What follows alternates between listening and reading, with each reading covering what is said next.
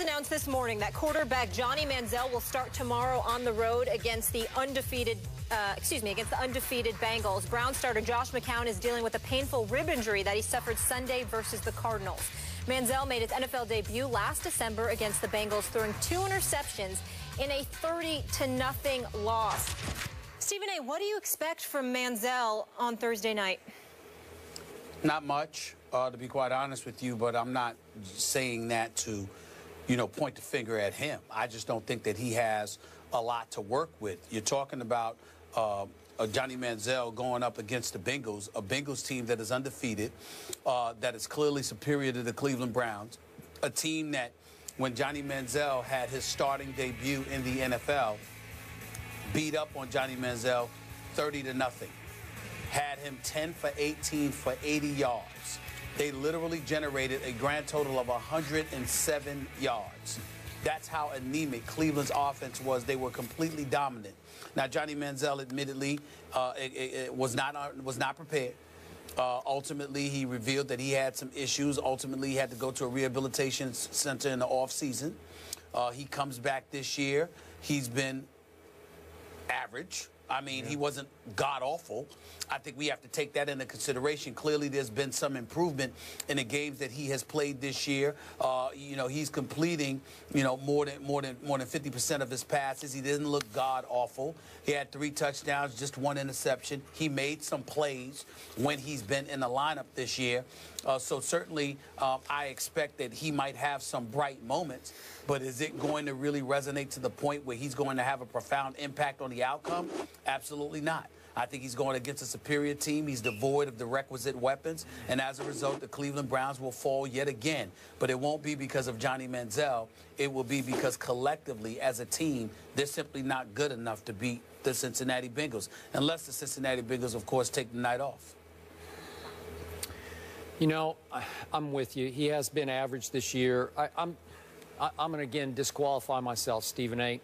As you know, I used to be Johnny's biggest fan. I used to try to drive his bandwagon. Now I'm off the bandwagon, and I still root for him. Heck, I have even prayed for him. But now that he has clearly fallen off the wagon, as in he has started drinking again, it's just hard on me to do anything but give him tough love at this point, because now I don't really care about his on the field. I only care about him off the field. And clearly he is still having issues. And then once he came close to hitting bottom in that highly suspicious incident in the car he was driving with the passenger, his live-in girlfriend, and we all remember the dash cam police audio in which we could hear the young lady saying he hit her a couple of times and that she, quote unquote, feared for her life. And we still haven't heard the outcome of the NFL's investigation into that incident. So given all that, if you force me to talk about him on the field, I've sort of lost heart for it anymore. But to your point, I cannot imagine a more difficult place. Maybe at Seattle against the Legion of Boom, but this is a division rival of theirs, clearly. That game, his performance against Cincinnati last year was in Cleveland, and it was as painful a performance to watch as I have ever had to sit through. He was, to your point, a flat-out disaster. Their offense was a disaster. He was overmatched. I have no idea if he was having off-the-field issues involving alcohol or whatever. But now you've thrown him back into the same fire, except it's at Cincinnati, and the Bengals, as you point out, are 7-0. Oh, great. Well, it's back to my suspicion about the organization. Do they really want him to succeed? I realize Josh McCown's beat up. He's got the rib. But it just seems weird to me that if you're ever going to protect a kid who needs protecting, this is where you don't do this. No. Wrong place, wrong time, wrong opponent, wrong record. Everything's bad. And listen, Josh McCown has worked minor miracles with this Browns offense because it's got no, I told you in the preseason, they got no skilled weapons. This is the worst offense in pro football as far as danger point, whereas a defensive coordinator looks at it and says, I don't fear anybody on this offense, and I don't think they fear Johnny very much. And the Bengals were out to get him last year, and they're doing the money sign to him. Great. At least he dropped the money sign. But, okay, if he was average in his previous outings, let's hope he's just average in this one, but I don't give the Browns much of a shot in the football game. Yeah, regardless. I don't give them much of a shot either. But I think in fairness to him, let's see how the off-the-field issues play out. Yep. In terms of on-the-field issues, let's acknowledge that he doesn't have much to work with. Yep. I mean, listen, on the offensive side of the ball, tell me what he has to work with. Not much. I'm all ears. Barnage, Travis Benjamin. I mean, what are we talking about? I don't know. What are we talking about here? Yep. I'm just seeing some of these names. Taylor Gabriel, Andre Hawkins. I've never heard of some of these guys. I mean, I heard of Brian Hartline. There's a reason he's not Miami any longer. I mean, I'm not knocking these guys. I'm quite, but there's nothing that really stands out here, okay? So I'm just saying that they may get lambasted, but it may not be because of their quarterback play. It may be because offensively they're just not very good, and they're going up against one of the better teams in all of the NFL.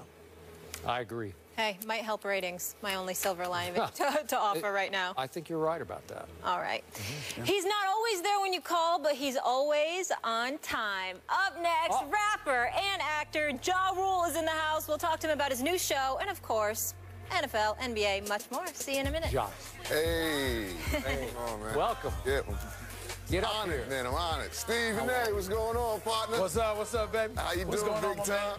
Stephen A. broached the question yesterday, is Steph now the best player in the whole league, including LeBron? Absolutely. Wow. That's absolutely. I would give Steph. Well, because I look at LeBron. LeBron is more complete on both ends of the floor because Steph can't do defensively. Right. What LeBron can do defensively. And LeBron is a locomotive coming at you. His physicality and his physical prowess usually gives him, obviously, a decisive advantage. But he can't shoot from the perimeter like Steph Curry. He can't shoot free throws like Steph Curry. He can't shoot threes like Steph Curry. And the offensive weapon and repertoire that Steph Curry has at his disposal right now. He can't put boys on skates that is. like Steph Curry. He's one of those dudes. Right now, I just think that Steph Curry belongs in the conversation as clearly one of the top 2 players in all of the NBA. Absolutely. In the world. He's that gifted. Yeah. He's that gifted. as much as I love Steph Curry, love that he got drafted as high as he did, I would have taken him #1 in that draft. Absolutely. But I can't believe we're having this discussion about this skinny little kid from Davidson. You know, that skinny little kid from Davidson is now the best player in pro basketball? Yeah. Better than LeBron James? And let me tell you something, Skip, he's going to change